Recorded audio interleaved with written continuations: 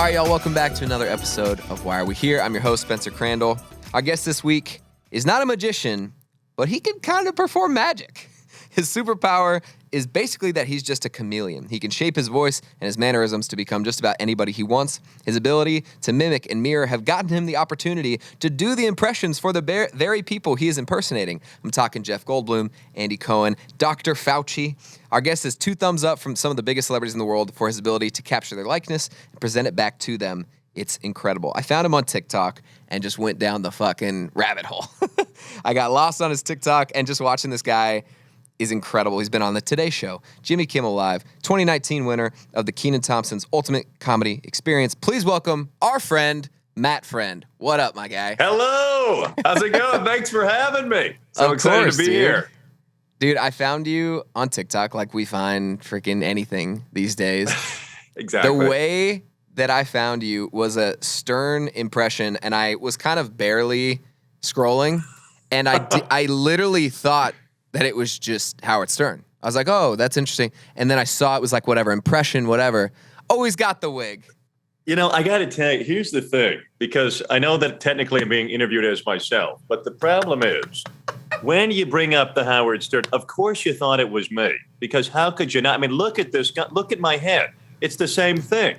My hair's a bit bigger, but I don't blame you. And they're it's just crazy. listening, there's absolutely no way that they could tell the difference. Well, listen, I don't know what you're talking about a difference. I mean, I'm Howard, so stop confusing the audience. I just don't know where Robin is, and I don't know how to talk. Bottom line is, thank you. I appreciate it. It's crazy. Yeah, I appreciate it. Dude, how did you know? What was your first impression? What was the aha where you're like, I can weirdly do voices? And why can I do this? And how? And which was the first one that you were like, I love doing this. I make my friends laugh. I make my teachers laugh. What was that like? Yeah, I was 4 years old. It all started with me when I watched Austin Powers for the first time. That was the movie that got me obsessed with comedy. Mike Myers' character, for those who don't know, he did Austin Powers, Dr. Evil, Fat Bastard, Goldmember, all these iconic characters from the film. And I was 4 years old and I watched it and I was completely mesmerized by it. There are so many pictures and videos of me as a kid, just like asking my parents' friends if I made them Randy and like quoting. I didn't even know what these things meant, but I just loved it so much. And then that kind of led to me I grew up with YouTube. I'm 23. So I grew up watching on YouTube every SNL clip I could find, old Johnny Carson episodes, Don Rickles, Frank Sinatra. I love old school entertainment, like from the 50s and 60s, Rich Little. And then it just became an obsessive thing where one impression led to the next. I started doing, the voices of my grandparents, uncles, aunts, teachers, and then it became this list of over 250 impressions. So it's kind of crazy. But yes, so it was very obsessive from a young age. Yeah. Gotcha. What you said SNL, like I'm an SNL freak. I'm so into comedy and impressions, and I think that's why I'm so impressed with what you do, because I know how hard it is, like to actually do that. There's nothing worse than you're at a party and somebody does like a cringy Gollum impression. You're like, oh, that's technically an impression. But when somebody has the ability to like next level impersonate, it's a gift. It's this crazy thing. Who were your people on SNL growing up? Like, what was your cast? Who were the people that you're like, whoa, if I could do that? Yeah, no, that's a great question. I think I've seen in interviews, Lorne Michaels always says that people always say their favorite cast is the one they grew up with. And for me, that's probably true. I mean, I love Bill Hader, Will Forte, Sudeikis, Andy Samberg, that cast. That's my cast, the Lonely Island peeps. Yeah, the best. And for me, I mean, in terms of specific people, the big ones are Phil Hartman, Dana Carvey, Bill Hader, Kenan, I would say. And Kenan, more recently, obviously, he's really helped my career at this point too. And it's really special getting to know him a bit. How long do you think Kenan does SNL until the year 2072? I honestly, he's so He should, funny. by the way. Like honestly, as long as he wants, he 100%. rules that show right now. I feel If like the second he leaves, it will feel like a death in the family. He just feels he is SNL at this point for me, and I feel like for sure anybody our age, it's those guys. Like I always think of Kristen Wiig doing the tiny hands, popping the bubbles or whatever on that. I'm like that whole era for me just did it. I remember seeing Lonely Island, and like me and my buddy would just send these YouTube clips back and forth and back and forth. It just did something completely different for us. Is SNL a part of the dream? Has that ever been the dream? Like, what is the dream? Yeah, I mean, my social media handle, like my Instagram is at Matterday Night Live. So perfect. It's not me plugging myself, but it definitely, like, if I were ever lucky enough to have the opportunity to audition, that'd be a total dream come true. I mean, you can see these cue cards here in the background. Dude. I used to intern for The Tonight Show with Jimmy Fallon in college. So awesome. Close proximity there. But I mean, it's definitely the dream. I like the idea of, I believe in manifesting and putting things out there. Yeah. I'm just constantly working, performing almost every night in New York and making content and writing and trying to do as much as I can. And we'll see what happens. I don't know. I can't be married to it because there's no certainty, but it's the dream for sure. For sure. That's awesome. SNL is like the peak, the pinnacle. And I think you got it, man. I think you're the kind of performer that you have the impressions, but you're also just funny. I watched some of your stand up and like, it's just good. You're a good writer. You understand all that stuff. So I have a feeling that we'll be seeing you on SNL. That'd be really, really fun. Well, look, if I'm on, I sincerely hope that my first season you are the musical guest, because that will be crazy. All right, let's make it happen. That's the manifest. Would that be amazing? Oh my God. That'd be sick. What do you think is the thing about impressions that people like? Because like I was thinking about that on my way here. I'm like, why do I love impressions so much? I'm curious to hear what you would say. That's a really good question. I don't think I've ever been asked that. I don't really know. I think it depends on the type of impression. Like sometimes for celebrities, like I've been getting a lot of mileage recently out of the Jeff Goldblum one that I do. And, sometimes maybe it can remind you of like a person that you love or that kind of comforts you. Why do we love actors and movies so much? Because sometimes they can be comforting, just, thinking of a time where you were watching X movie or TV show or actor, and maybe the impression can remind you of that person.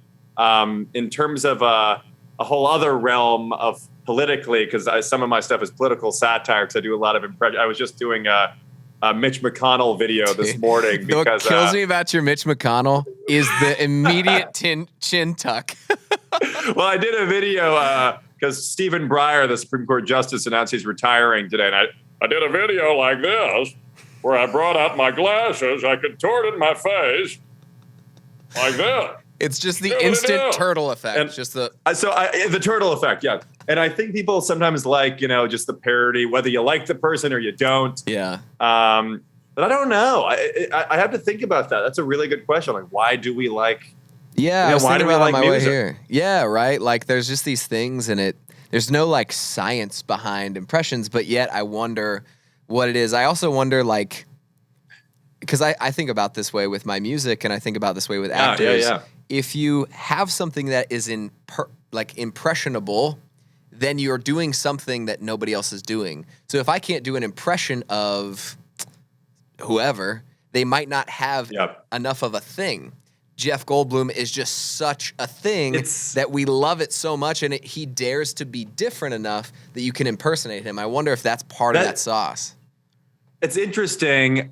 For me, Goldblum definitely does have a lot of ingredients in his sauce, as you just mentioned. But I like doing ones that are more subtle too, that I have to kind of figure out and pick something out. I think Dana Carvey was a master at that too. You kind of, like, he did George H.W. Bush, and there was nothing really to work with there, but he kind of picked out, not gonna do it. And he kind of exaggerated how he would sound. So there are a lot of, ones that I do where there's not really anything unique to their voice or mannerisms, but I kind of figure something out. Like I'm a big fan of this show, Succession. And Tom, who's one of the main characters, he kind of has just a regular generic voice. But I sort of realized it's kind of fun to speak like Tom and exaggerate how he sounds. Hey, buddy, how are you? Oh, okay. And I don't know. So it's a mixture. It's a mixture. And it's a mixture, those ones that are actually sometimes way more impressive because almost everyone can give you their, like maybe like a Trump or something. That's just so overtly like. That's true. Yeah. And your hands even kill the me because ones, you have his hands too. It's like. Well, I think mine are a bit bigger. I'm kidding. No, but no, the thing about, I also really like to go for, it's funny you mentioned the Trump because like my goal, like creatively, artistically, whatever you want to call it is, vocal and physical accuracy mixed with the comedy. Like there was a great impressionist, Rich Little, of like the 60s. He was always on Johnny Carson, and I don't want to go on getting too nerdy about it, but, but he would talk about the difference between an impressionist and an impersonator, saying that like an impressionist, he says an impersonator tries to get it down exactly vocally and physically accurate. An impressionist kind of picks one thing out and kind of exaggerate. I kind of go for a blend of like the comedic and the vocal accuracy. And with the Trump one, in my stand-up, I do impressions of different Trump impressions. So I do like an impression of Alec Baldwin impersonating Donald Trump, and then an impression of Stephen Colbert impersonating Donald Trump. Some and then I do Donald Trump. Inception. Yeah, and then I do Donald Trump talking about them all, and he's like, what I can tell you is that none of these people sound like me. They're all such dogs, and nobody's doing it well. That's what I can tell you. So nobody. It's a lot. It's like... It's a lot, Spencer. It's Spencer. We talk about Crandall. We love the country music. It's so fantastic. A lot of people are saying country is one of the great genres. And that's true. Billions of people are listening to country music. The fact that he doesn't have a Grammy yet is so disgusting. We got to make that happen, folks. We got to make that happen. It goes big and then disgusting. It's so big and so small. It's like an accordion. Yeah, exactly. And again, the hands. All right. Now I'm going to give you some impressions that I have. I only have like 3. Okay, please. And I want your honest, like either rip it to shreds or be like, that's not too bad. Okay. Come on, be my guest on my show and rip me to shreds. Here's my thing. I can't like look at you. See what you do, your ability to have the confidence, like I don't have that. I don't feel that way. But all right, let's see. What's the scale? But you got the singing, man. So. 5 stars. All right. Here's Shaggy and Scooby-Doo. Like Zoink Scoob. They're all like 2 words impressions. Speaking of people coming up to you at a party, if somebody did that to me, I would approve because that was very good. There you go. Okay, we have 1 thumbs up there. That was very good. Perfect. Okay, let's see. Now, I'm going to do this one, and I want you to correct me because you do a really good one. Okay. It's Joe from Family Guy. I feel like this is like it's a slightly low-hanging fruit one. Let's see if I can It's a staple. It's a staple. Hey, Peter. Hey, where's Bonnie at? It's like very up here, and then it comes down here. The clam. Well, here's the thing about the Patrick Warburton impression. Peter, you can't do that. It's a poison for Cusco. Cusco's poison. Oh, yeah. The thing about the Patrick Warburton is there's a bit of a crackle when you do it, but I would recommend sort of figuring out a way to deepen the voice and have it come more from the chest. And it sort of goes out like See, the breathiness, this. I can't do that. That's really nice. Yeah. 5 stars. 5 stars. Well, thank you. No, yours is very good too, though. That's a tough one, and yours is very good. I'm telling you, it's very good. Thank you. Yeah. Let's see. And the grand finale. This is the third. This is the last one. I'm gonna give you this one. I don't quite remember what he says. Oh, this is the Joker from Batman. Okay. My father was a drinker and a fiend. One night he comes home crazier than usual. Mommy doesn't like that. Not one bit. That's all I got. First of all, that was the best for last. And if you ditched the podcast and did ASMR with your Joker, I think it could be a big success. Because I was hearing a little orange. My father. Yeah, that was good. Yeah, Thank you. That was very good. Okay. Yeah, now, that was. I think that was your best one. Honestly, thank you. I think so too. That's like my only 3 that I can do. Wouldn't it be weird if like your fans were expecting you to just do your songs at your next concert and you I came out and sang Joker for an hour? The last 30 minutes of my whole set as Joe. You're my person. My heart. You're my person. Yeah, that's not the version Jack Sock wanted at his wedding, but it was close enough. Exactly. Yeah. What is your favorite impression? I'm sure you get asked that, but like, what is the one that you light up to do that you like are like, oh, I can't wait? And what is the one, is there something that's hard to find or like that is so nuanced that it feels like 50-50 or like, sometimes I love it, but it's harder to do? Yeah, that's great questions. Favorite impression, I get asked this one a lot too. I love doing all of them, honestly. I have a lot of fun with the Rami Malek, the actor, and also the CEO of Apple, Tim Cook, for some reason.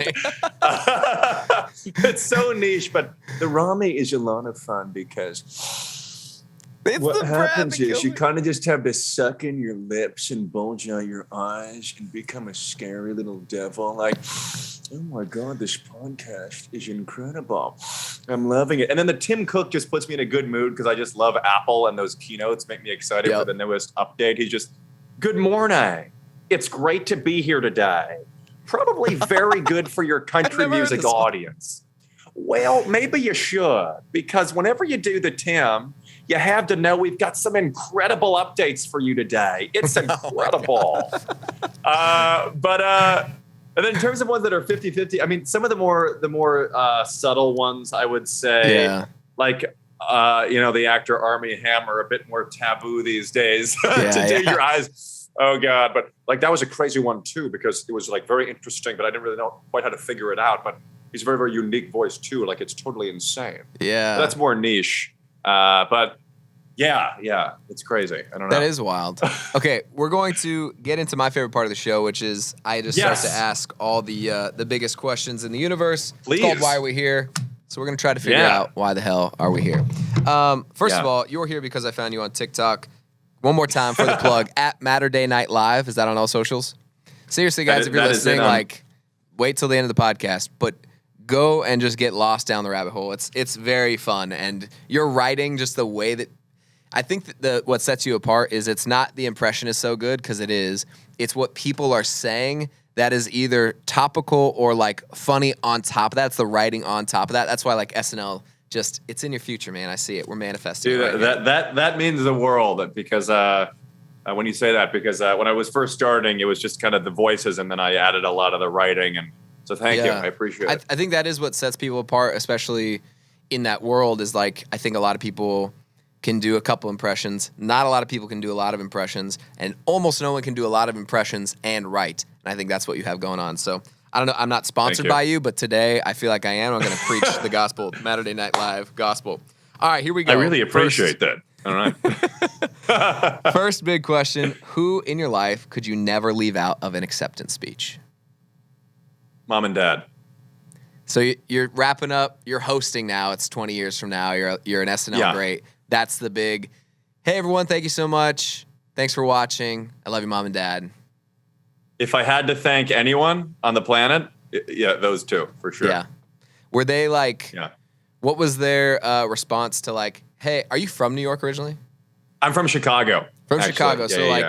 Hey, Mom and Dad, I'm moving out to New York. I'm going to intern for Jimmy Fallon. I want to do comedy. I do all these impressions, and I'm going to make a living doing that. Like, what were your parents like in that conversation? Yeah, no, I'm really lucky and grateful to have really close friends and an amazing family. And I realize that I don't want to speak for other people, but I feel like from what I've heard, it's sort of rare, I guess, in the comedy world, at least in entertainment. And I'm just lucky to have such a good, strong foundation, and I'm close with both of my siblings who also are currently living in New York, and I have a bunch of cousins. Awesome. And but my mom and dad, very supportive of me, and they've always. I had no choice, because they've always. I've been doing this since I was a little kid, so it was totally expected. They knew. And yeah, they knew, and I'm just, I love them, and I'm very, very lucky. So. Oh, that's awesome, man. That's great. Yeah. What is the number one thing about yourself that you're working on? It's the new year. It's the new you. What is like your thing that you're like, if I could just, I think sometimes something with maybe comparison on social media, I think is one thing. I've grown a lot on social media throughout the past year and a half, and it's really been one of the only, if not the main metric of measuring oneself as a creator and comedian, whatever you want to call it. And I'm sure you've experienced this too. Like, it can just be frustrating when a video doesn't go viral, or like if you feel like you're kind of falling behind, when something doesn't happen the way you want it to, and it just kind of like realizing it's not so healthy to like make something and then be upset that it doesn't have 1 million views after 2 hours. Like, cut yourself some slack. Yeah. I just realized like you're doing the right things. I just like patience is something too. Dude, it literally, you stole my word for the year. It's just patience. Like, I have a really hard time, and I think you're in the same boat, which is this, like, you've seen success, and so the field goal post kind of moves for you. All of a sudden, you post something. The first couple times you post, you're like, I got 5,000 views. That means 5,000 human beings. You get something that gets watched 1 million times, and then you start to go, oh my God, I got 100,000 views. That's nothing. No, that's a ton. Or even if it's 50K or 20K, that's still a ton of human beings. It's just tough when the bar has been set at a different place. And the comparison is super real to yourself and to other people, because especially nowadays, like you're talking about, it feels like the only metric of success. How do you what is your relationship with TikTok? Like, how often are you making TikToks? How much of a strategy is that for you as a creator, as somebody who wants to, let's say SNL is the goal, like, how do you leverage that into your dreams coming true? Yeah. For me, it's the way, it's my creative outlet. So sketches, things I'm writing, TikTok has been transformational for me. It's been absolutely unbelievable. It's like been making my career thus far. And in many ways, like the pandemic, which was terrible, has been terrible for everyone. But in terms of my career, it's actually been better, I would say, than if it had not happened. Same thing happened to me. Like early on in the pandemic, I graduated college in my childhood home in Chicago. And then I started the first thing I started doing was kind of a weekly mini late night talk show that I would write. And my friend from NYU co-produced it, and he edited the episodes, and I would write out these sketches that contained topical monologues, kind of late night style monologues, impressions, characters, and I would do that weekly at first, twice a week. We did over 50 episodes. Oh, dang. And that was a lot of work, like 10 to 12 minute episodes. But then I started TikTok content creation, and that's just when things started to change. And the first crazy thing was when one of my favorite comedians, Sebastian Maniscalco, who I do, an Italian. It's the fast Very head. happy. I'm very happy to be here on the podcast. Don't know why you're not having the real version of me, but that's okay. But he it's so good. Was hosting on Kimmel, and then he showed my impression of him live on the air. And then about 3 weeks later, the executive producer of the Today Show reached out, and then I was a guest. And Sebastian came on and surprised me live on the air, which was crazy. Dude. And then just all these other media and TV appearances of having Good Day LA, Good Day New York, all these other shows. And I was just featured again on the Today Show about 3 weeks ago. That's awesome. And that's just off of TikTok. And it's been crazy. But I mean, I'm posting very consistently, like almost daily, just because I have so many ideas, and it's just an excellent outlet. No, dude, you're killing the game, and I'm always just so curious because it is such a weird time. I feel like everyone I talk to, the exponential curve of change in all these industries is very fast, and it's only getting faster, especially in the last year or two. Like, if you would have said, please don't destroy those guys who are currently on SNL, that those guys would be on SNL because of TikTok, or how many people in my field are literally having #1 pop records from a singular TikTok video. So it feels like it's the only conversation, and it's hard to know, like, how much time do I put in this? How much stock do I put into this? It's obviously changing my life, but I don't want it to run my life. Like, I'm just always curious to ask other creators, and I think that was all awesome. That's perfect. No, yeah. Well, thank you. And I think, I was just listening to, I think it was another podcast, Smartless. Dude, I love not your Smartless. competitor. They're great. No, we love them. Yeah.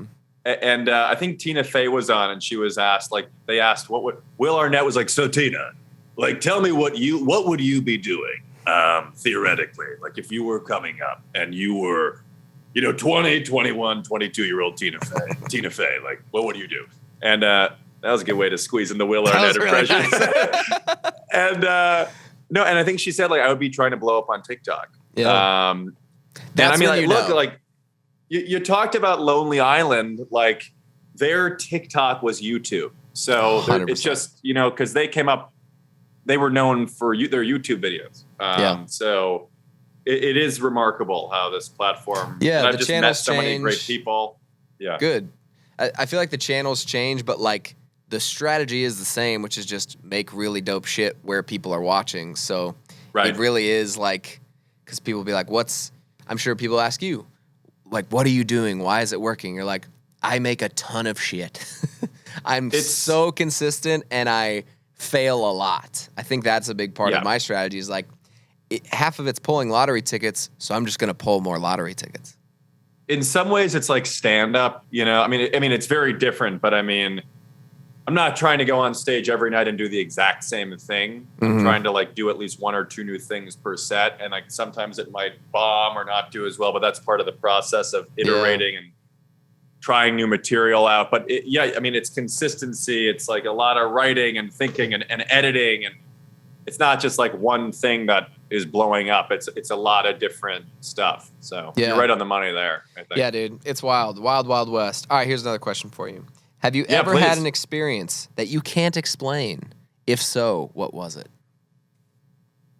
An experience. It can be ghosts. It could be UFOs. It could honestly be any of those things that you're talking about where I'm on the Today Show and I just feel like this was exactly what I manifested. Is there anything that you just feel like is odd like that in your life in a good way? Yeah. I think, now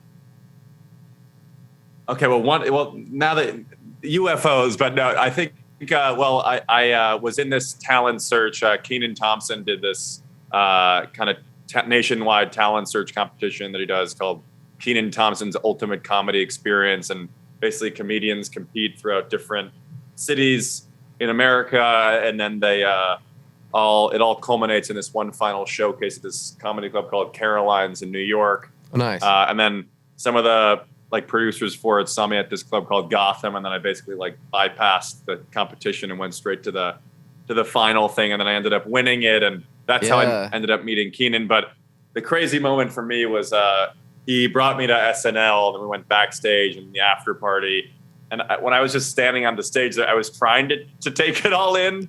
I don't think I could. But I was just standing on the stage with him, and I was like, "What the fuck is going on right now?" It was insane. Just being in the actual place of your dreams, with the person who has been the most successful at the dream, dude, taking you around. That's it the was perfect just, answer. That's one. That has to be your answer. Wild.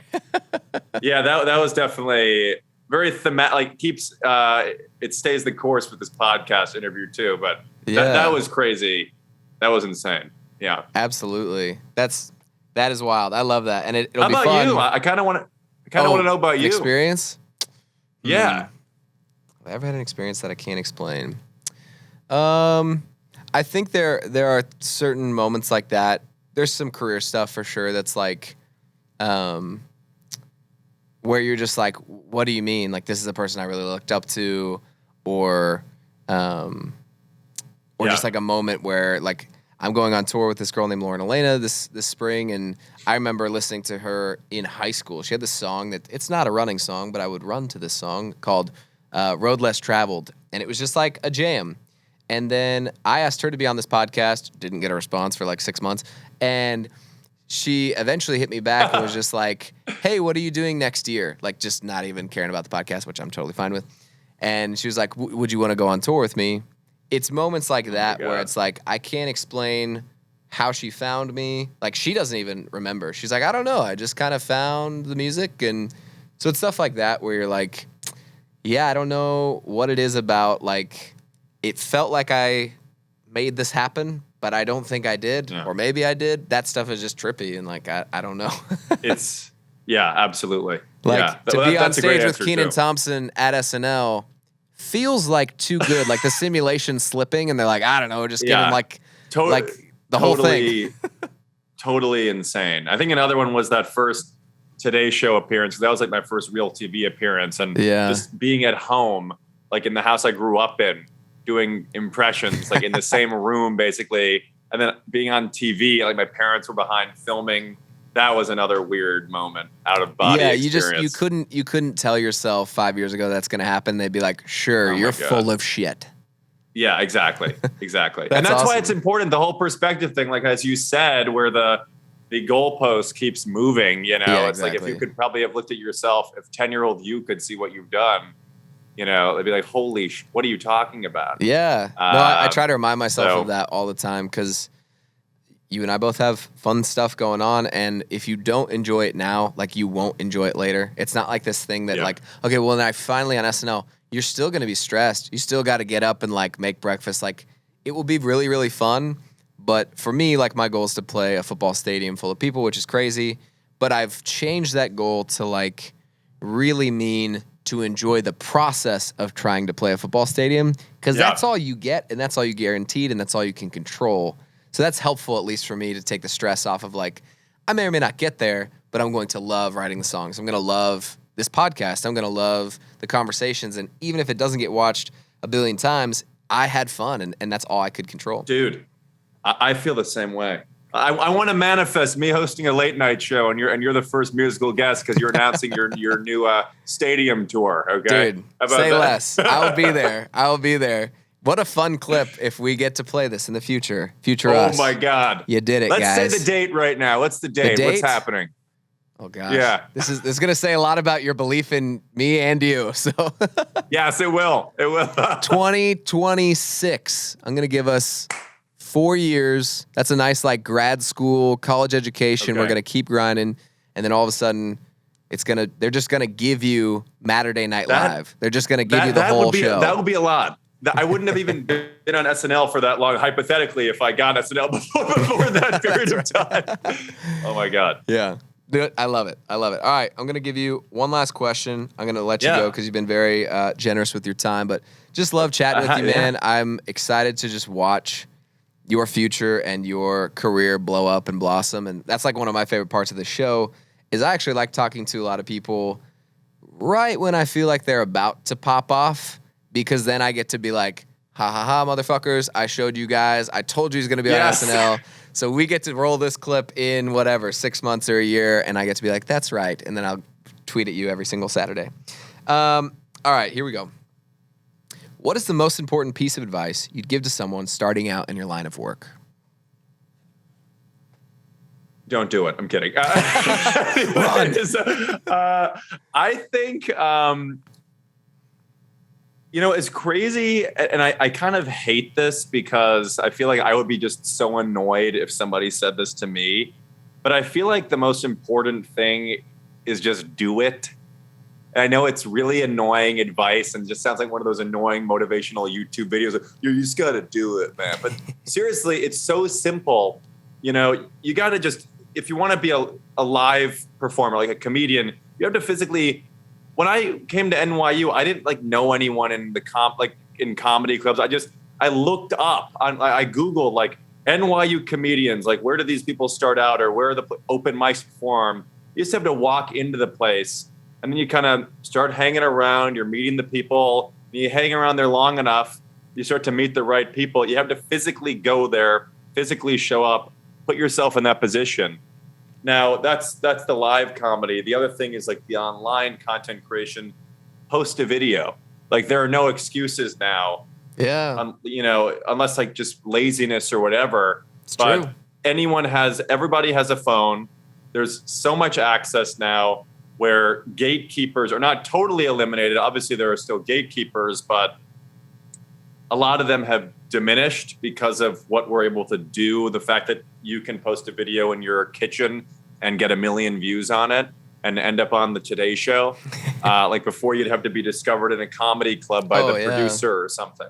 So I think just physically starting on whatever it is that you want to do. And I know it's like not as simple as it sounds, because sometimes I have a writer's block or whatever, but just doing it, I would say. No, is I think that's awesome. And I actually think that's And who am I to give advice? I'm just figuring it out too. You're somebody who's killing it. And I think the way that you're killing it is because you're willing to put yourself out there. And I know it sounds simple, which is just do it. Shout out Nike, I guess. Just do it. But it really is. And I think the tail end of that advice, if I would tack anything on, or like just to remind myself, is I can only learn by failing. I don't ever learn by winning. Like the reason I'm good at anything I'm good at is because I was once bad at it. And that's the scary part. And a part of the failing, you can't fail if you're not doing it. So just do it. 100%. Yeah, like you can't be talking about doing comedy and like be like, yeah, no, I'm getting better because I'm talking about it. You have to show up and say a joke and hear nobody laugh, feel that pain and go, fuck, all right, I got to have better comedy. I have to write songs, put out a song, it not stream well, and then go, fuck, I didn't market that well. Is it the song? Is it the picture? Now I have this little group of data that grows every release, every video I make, and I'm sure you're the same way. Every impression, you go, why doesn't that crush? Oh, I added the hands, now it crushes. It's because it didn't work. And that's like a really fucking scary part about being a human. Yeah, I mean, like, it's like you had Jack Sock on. I was talking about him earlier. Like, you got to play a lot of matches. You're not going to win every match. 100%. My dad will be proud. He loves the tennis analogies. But nice. it's funny that you mentioned the hands too, because it's just like the repetition. Seinfeld is so careful on that. Every word matters. Word economy. George Carlin. Yeah. You have a bunch of sentences. You have to. That's why I record all my sets, and I can change certain things. If I don't think it goes well, I watch it back. I edit. That's interesting. So you watch it like film, almost like football, where you're like, okay, exactly, that would have been funnier if I cut the curse word because I need to save that for here, or that would have been funnier. That's right. That's fascinating. Exactly. I do that. Yeah. That's awesome, man. I do that. Yeah. I love the dedication. I feel like that is the kind of shit that like is the game changer, is the difference. So I couldn't be a bigger fan, dude. I'm really excited for you, and like, if there's anything I can ever do other than just be the first musical guest on Saturday Night Live, you just let me know. Dude, well, first of all, thank you so much for having me, and this was amazing. You're a fantastic interviewer. It's a great show. Thanks, man. By the way, I had to do a couple really quick tennis impressions and my country music thing. We got to hear the country music. I am dying. Okay. Thank you for reminding me of that. Well, I do Bublé too. We should do a little Bublé dude, duet your with Bublé is crisp. Hit me with some Bublé. Out the tree of life, I just picked me a plum, baby. Another summer day has come and gone away. I don't even know. Hello, friends. It's Michael Bublé. Even the voice. The tree. Hello. I like to do the regular speaking Michael Bublé too. It's beginning to look a lot like I've never heard of a speaking Christmas. Bublé impression. Everywhere you go. Yeah, the speaking Bublé is very fun because what you need to know is when you do Bublé, it's sort of like a jazzy orgasm where you are speaking just butter, and it's great. And then if he doesn't change his Instagram bio to jazzy orgasm, I don't know what we're doing. He should. Well, Goldblum should. And then and then I kind of do like Scotty McCreery, Josh Turner. I'm a little nervous because you're the country superstar, but you actually have a good voice, by the way. You have like a good singing voice. Like you're hiding it in an impression, but you have control. You have actual like ability. Tell me about this. Hit it. Baby, like them doors and turn the lights down low. It's the music on that's soft and slow. That's a hard one. Baby, we ain't got no place to go. I hope you understand. That's good. Dude, All right, no, well, I'm I going to know hit you up for a but feature I on the try. album. Hey, look, I don't have Yeah, that. exactly. I've got the Rascal Flats, the like, I can Dude, see yours it is again. so good. Well, thank you very Yours much. is so good. The It's unreal. baritone like Josh Turner. I opened up for Oh, Josh Turner yeah. like 5 years You ago. did? I did. Very fun. Oh my God. And he literally live is one of the only people I've ever heard in my entire life that is just note for note as good as the record. To do the like big good. scoops too, it's so natural. And when he talks to the crowd, he's like, "Yo, I'm just so glad that you're here tonight." That's actually more. That's more like a Sam Elliott. 4 trucks. Yes, come with me to Memphis, Bradley Cooper. All right, that's good. 4 trucks. Yeah. It's the Oh my only God. truck. Well, oh my God. And lastly, the tennis impressions, because I just had to say to Jack Sock, hello, everybody. This is Roger Federer here. I'm very happy to be here with all these great people on the podcast. I think you have to know that whenever you do the Roger, you have to do it sort of a delicate manner before you go to Rafa, where, oh, hello, everybody. This is Rafa Nadal. Very happy to be here with the eyebrow. It sort of raises up a lot really like this. So, and then whenever you do the Nadal, you switch it over to the Novak Djokovic and you open your eyes. Yes, well, I'm very happy to be here right now with Mr. Crandall, or however you say the name. I don't know, but lot of fun. That is actually crazy. I love tennis, so those were spot on. I really appreciate it. Thank you so much. If you ever want to interview Raj, that'd be a lot of fun. That'd be great. Thank you, Raj. Thank you. Dude, what a pleasure. I'm such a geek for impressions and comedy, so this has been one of my favorite interviews. Thank you so much for coming on. Y'all, check out our friend, Matt Friend, on all the socials, at Matterday Night Live. We appreciate you, and we'll see you next week. All right, friends. That was our buddy, Matt Friend. That was a fun episode. Might not be for anybody else, but I just enjoy hearing really talented impressionists do their thing. So, Matt, I hope that you are on SNL someday and that we can say you were here first. We love you and we appreciate you. Make sure to subscribe. Send this episode to a friend, a buddy, a compadre. Send it to your enemy. I don't really care. Just send it to somebody. Make sure to follow us at WhyAreWeHere_podcast on Instagram. I'm going to start posting a lot of Season 3 BTS stuff, so check us out there. And then we're going to have another episode next week, so check it out. We love you guys. We appreciate you, and we'll talk to you soon. Why are we here?